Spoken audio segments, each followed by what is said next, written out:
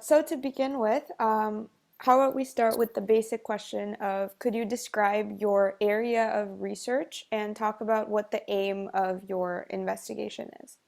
Exactly. So thanks for inviting for the talk and for the interview. My research was centered around development of cleaner version of nicotine replacement therapy by which nicotine could be delivered to the lungs of the smokers to mimic the neuropharmacological activities that they are getting from smoking cigarette. Because it is very well documented that all type of diseases such as cancers, all respiratory tract illnesses and other type of cardiovascular diseases diagnosed in smokers are related to other chemical delivered from smoking cigarette. There is no evidence that nicotine is directly linked to any type of cancer or any type of respiratory tract diseases. So the burning tobacco, which is causing the major problem for the smoker. So my aim was to develop cleaner version of nicotine replacement therapy that would be delivered to the lungs of the smokers in order to mimic the same pharmacological effect what they are getting by smoking a cigarette. Oh, that was a very interesting area of research. I was very interested when I saw what your research was about first. So the next question is, what was your journey in terms of education to becoming a research scientist like? Yes, it was a long journey that required passion, determination, and perseverance. Because let me start with I graduate my undergraduate degree in the pharmacy from Madras Medical College. After my Bachelor of Pharmacy degree, I moved to Jadavpur University, Calcutta for my master's and PhD programs. So during my master programs, only I got into the research field. In my master degree, I did a research in the field of herbal pharmacology. I was conducting a research to substantiate the folklore claim or traditional claim, how that could be supported with their scientific evidences. So that is the way I started my research. So during my master's, I did the research in the field of herbal drug research, to put it in the common word, herbal drugs, medicinal drugs, whatever may be. Then I continued the same research in a bigger way for 3 to 4 years for my doctoral degree in the same university, Jadavpur University. After completion of my research, after submitting my thesis, I got a great opportunity to work as a postdoctoral fellow at the Virginia Tech. There was a center for CNS.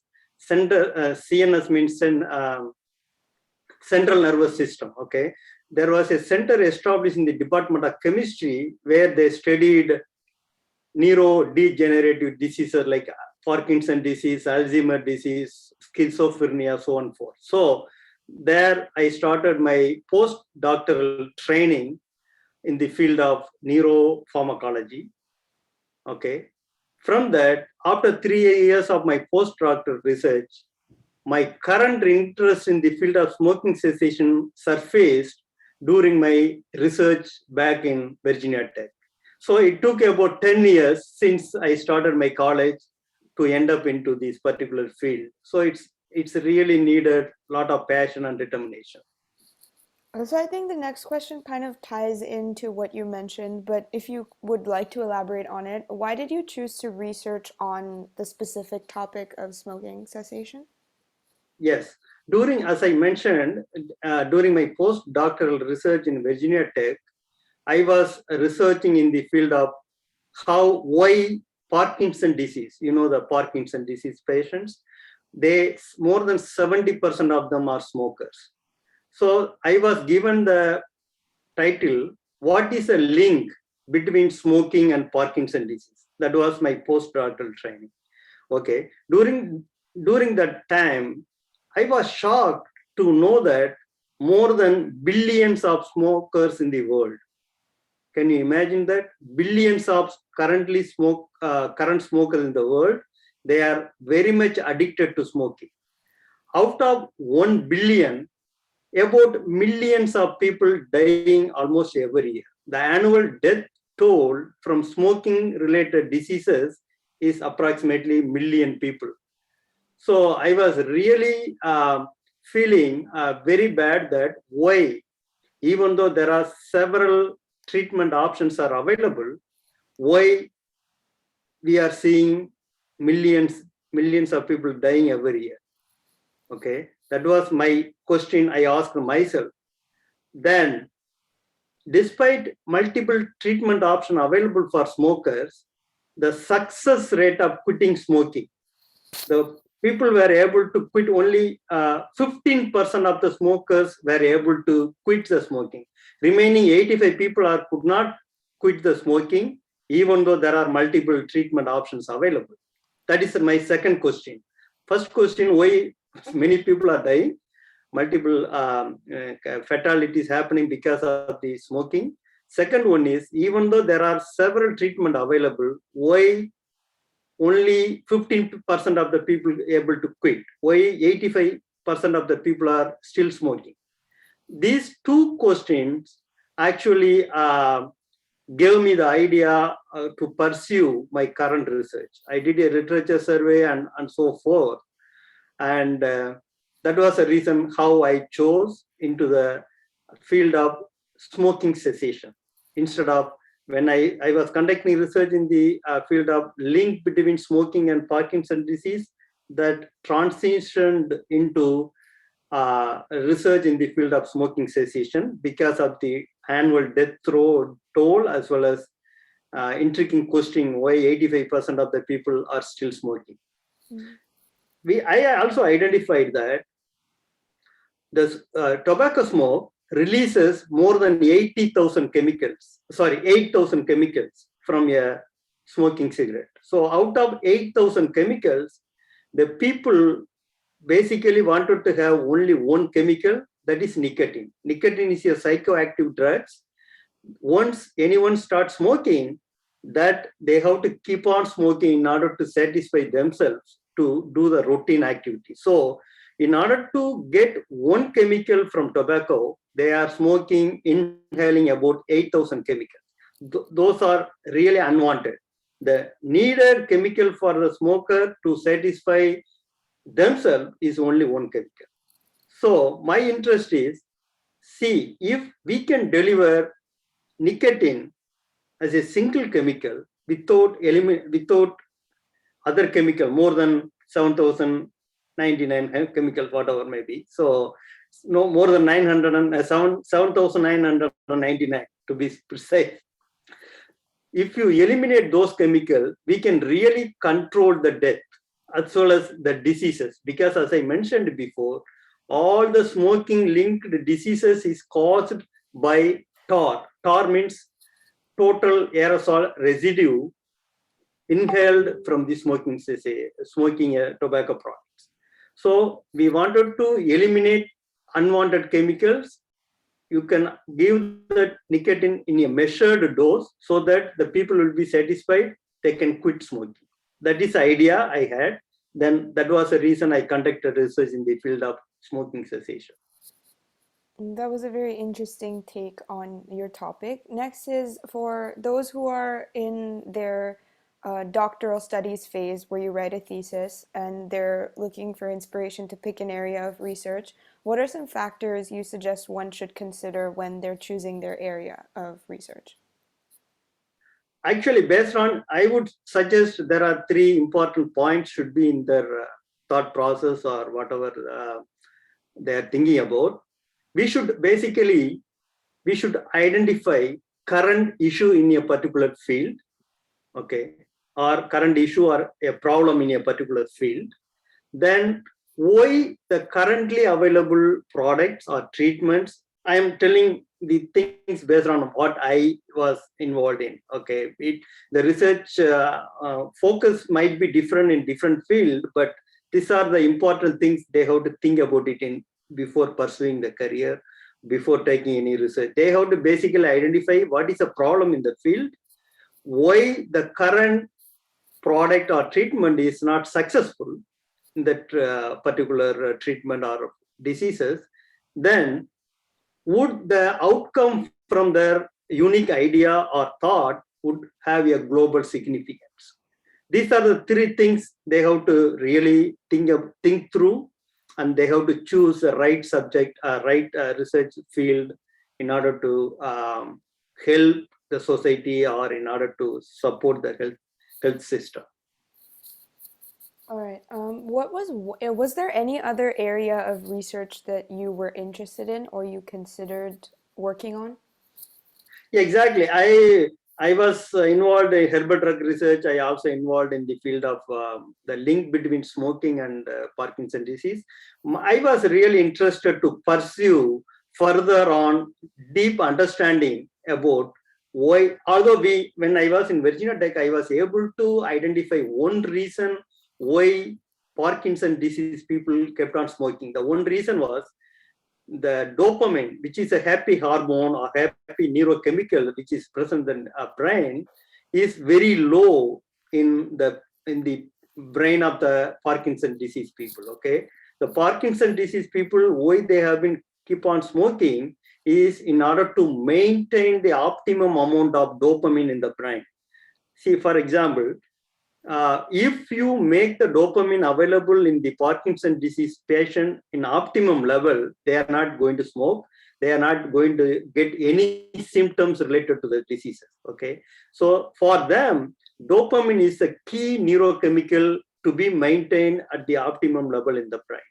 So when I was conducting research to identify what is a link between more smoking and Parkinson disease, we found one reason, that because the dopamine in the brain will be metabolized by the enzyme called monoamine oxidase enzyme. Okay, that so in two way you can make the dopamine available in the anybody's brain.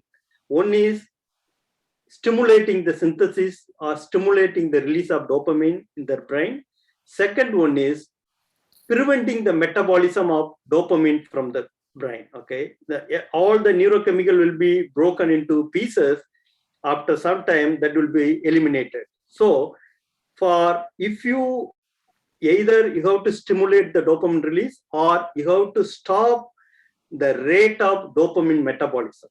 These are the two mechanisms through which you can make the dopamine available for longer period of time in the brain. So, for example, in the Parkinson disease people, why they have been smoking? Because we identified that there are several monoamine oxidase inhibitors, the chemicals which is present in the tobacco. Some of the chemicals in the tobacco smoke have the preventing factor. They are suppressing the enzyme of monoamine oxidase. When the chemical present, the tobacco suppresses the monoamine oxidase in the brain, automatically the metabolism of the dopamine will be delayed. In other words, the dopamine will be made available to the smoker's brain by preventing the metabolism of dopamine, by inhibiting the monoamine oxidase enzymes. So that was one reason we identified. I wanted to involve in the same line of research to explore what are the other possible reason other than the monoamine oxidase inhibition that involved the more amount of, I would say like more than 75% of the Parkinson disease patients are smokers. Why that is the case? I wanted to really involve in that field other than the smoking cessation. I see. So the next question is, when you're submitting a research proposal, what are some tips that you should keep in mind to make sure that your proposal is accepted as readily as possible? Actually, yes, that's a very fantastic question because there are not so many competitions, so many things are going on with respect to the grant proposal. So basically, based on my experience, I can tell how we got a successful grant applications. We basically identified the key issues and we explored, is there any prior art on that field? For example, if anybody did any research already in that particular field.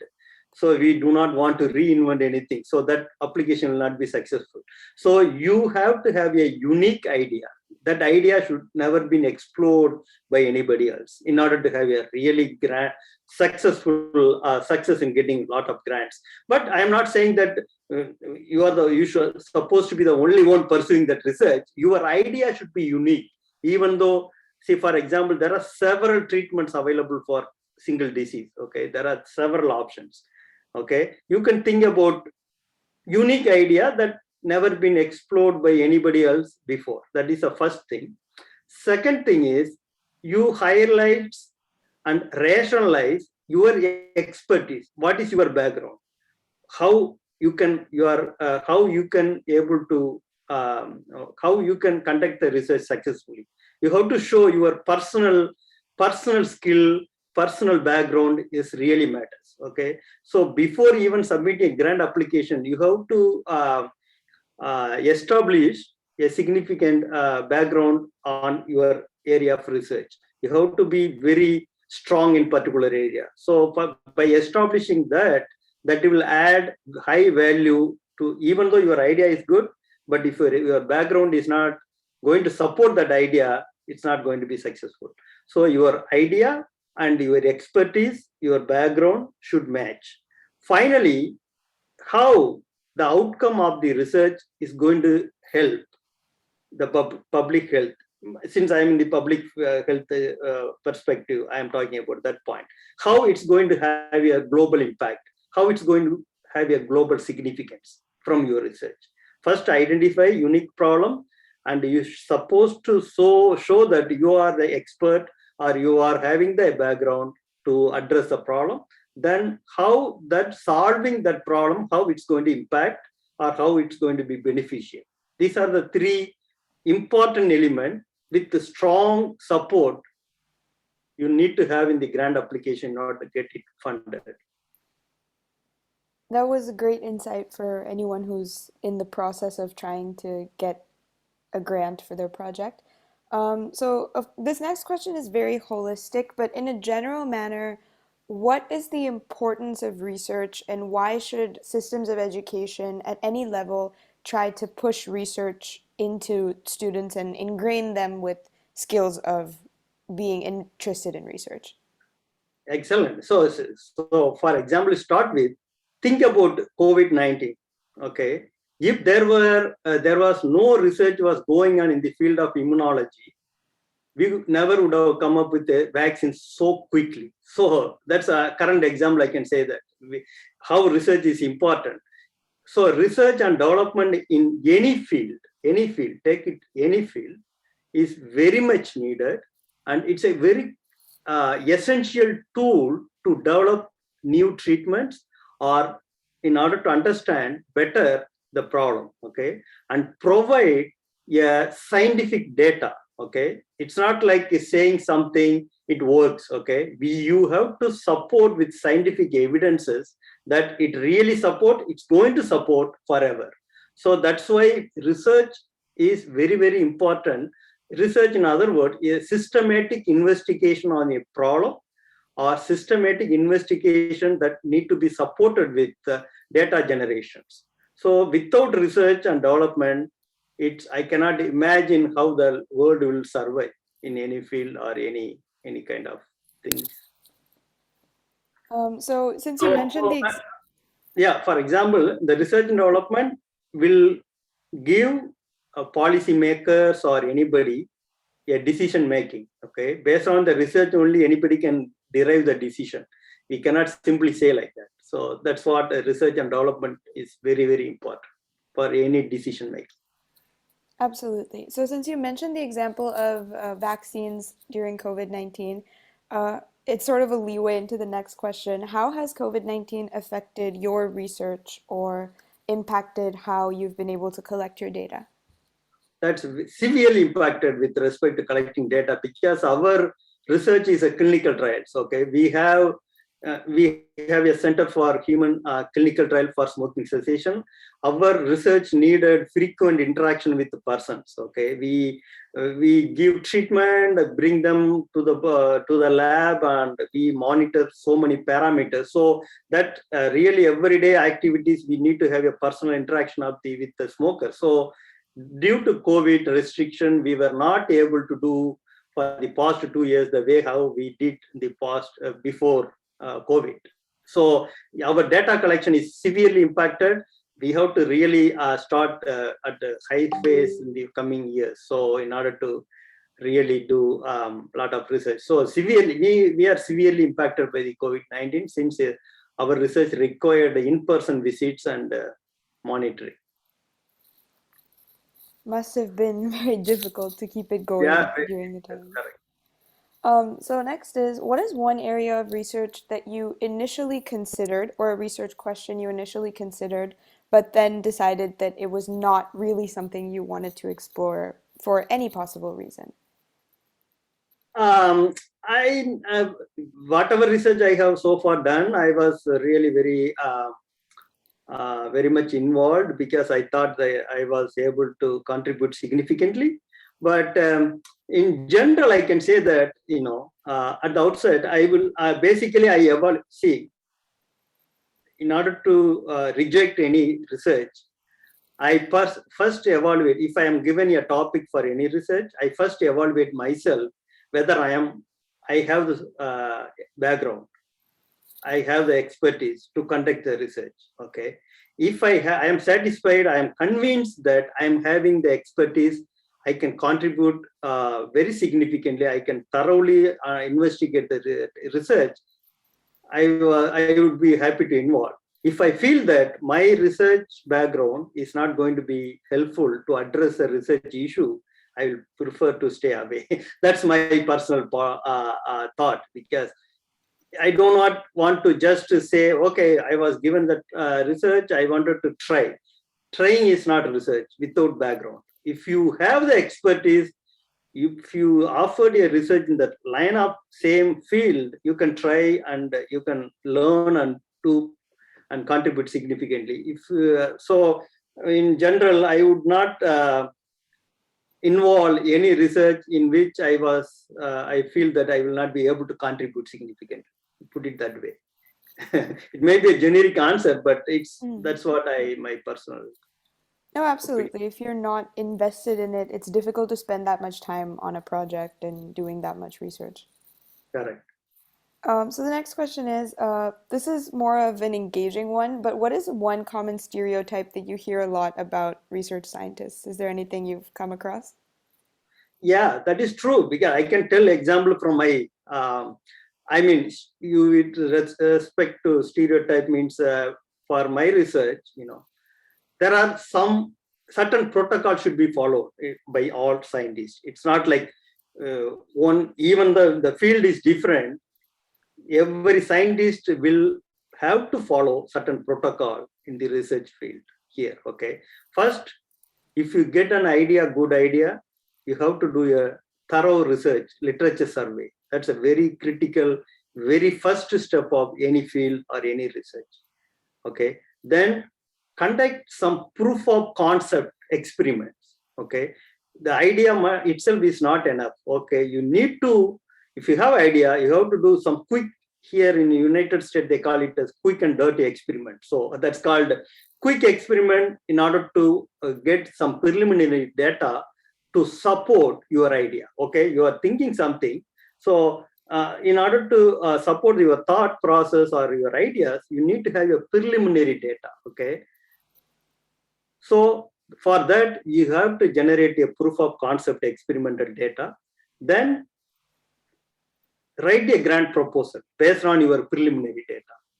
Okay, you need to have funding. Without funding, nothing is doable here. So anywhere, of course, in that case. So then write grant proposal. Then after getting a successful grant proposal, do the investigation, whatever written in the grant proposal, generate data and analyze the data and interpret the data. Then once after that, you have to publish to disseminate the knowledge or finding whatever you got it from the research. Basically, from idea, the stereotype is nothing but idea, literature survey, conducting proof of concept experiments, then write a grant proposal, then conduct a thorough investigation on the proposal, get the result, interpret, and publish. These are the stereotype in any field.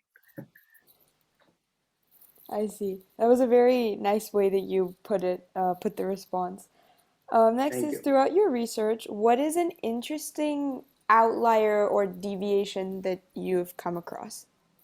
Yeah, that's why there might be some deviation in the data analysis. I'm sorry that I'm not able to recollect something to share with you.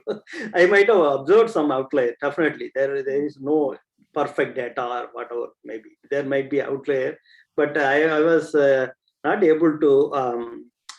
After I received these questions, I thought maybe I can find something. I could not recollect anything. Yeah, sorry. I'm sure you would have come across some outlier like there is in any research. Yeah, Uh, definitely. Next is, how do you maintain a sort of work-life balance in an intensive field like research? As you said, it's an intensive research. Always been intensive. Okay, that's what I said when I started. It's you need a lot of passion, determination, and dedications in order to do the research. So it was very simple for me because I followed only very simple principle.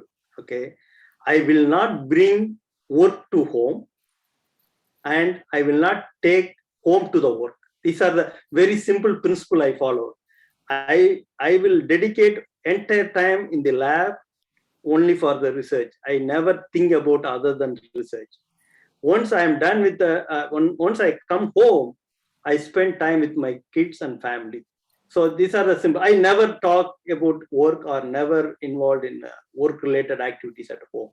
So I made that is very very simple principle that made my life a work life balance very well. So but there are some exceptions, some inevitable experiences I had during grant writing proposal. I had to sometime bring the work to home, but mostly I was able to manage work life situation by following that very simple principle: don't take home to the work, don't bring work to the home. Absolutely. So next is, I think you've discussed a lot of this throughout your research, but what is the most common trend that you've observed throughout your research process? um, the common trend, the more you interact with the smoker, the more counseling session you have with the smokers. As I told, although there are multiple treatments options available, it's not known to every smoker. Even some smokers don't know there are some treatment options available for them. So the more interactive session you have with the individual smokers, the more number of people were able to quit smoking, because by they were not even in America. I would say that not many people are aware of the available treatment option. Unfortunately, that's very shocking, because even some of them, some people from countryside in here America, like village side, they even do not know. Is there any treatment? Was there any treatment for smoking cessation? Like that, they ask the question. We laid out the option, what are the several options of treatments. Then they were able to adopt the treatment, were able to undergo the treatment and successfully quit. So what was my common understanding? The more time you spend with smoker, the more personal counseling you do with the smoker, you will see them quit smoking. And now all of this comes down to the final question. What is your advice to students at any stage of their education who wish to enter the field of research in the future? Yes, I'm offering my suggestions. I would not say advice. I would say that it's a suggestion based on my personal experience. Okay, how I was able to successfully conduct the research in the field. So you need to have repeatedly I'm saying that you need to have a passion in the field that has a global significance. Okay, that's a very important. So it it should not be like very mild impact in the globe in one particular area. It's supposed to have a global impact. Okay, so you have to have a passion in the field that has a global significance and gain thorough knowledge in that particular field. You need to gain, as I told, for successful grant application, you need to have your own your personal expertise and background is a more powerful strength to get the successful grant. So not only passion, you have to develop a skill set. You need to develop your knowledge in that particular field very thoroughly, so that you have to have a critical thinking, analysis, everything to address a problem. Then finally, not finally, then as I mentioned, you need to have research is not very just, you do not always expect positive outcome. There are many research activities ended up in a negative way without producing any productive outcome. Okay, research is research. You cannot expect always the positive outcome. So you need to be very prepared mentally for that. You need to accept failures the way you accept success. So you need to have a open-minded. With idea can be good, but for the idea could not be addressed by doing only one-time research. It needed repeated experimentation for many things. So for that you need to have a determination, dedication in order to execute the empower research activities. So then finally the success will follow along with the gratifications. For example, why I am saying the gratification is very important for you. So for my from my experience, my research, I was able to come up with a cleaner version of nicotine product that was not before invented anywhere here in the world. So I am highly I am gratified because this product once comes to the market is going to have a global significance. It's going to help the smoker to quit the cigarette, so that it will eliminate the unwanted death caused by the smoking. So this kind of idea you have to develop and pursue with passion. So, thank you so much for your insights and your suggestions. I'd like to say a huge thank you for taking out time to give me an interview. I really, really appreciate it. I'll pause the recording now. If you could just wait for 1 minute after.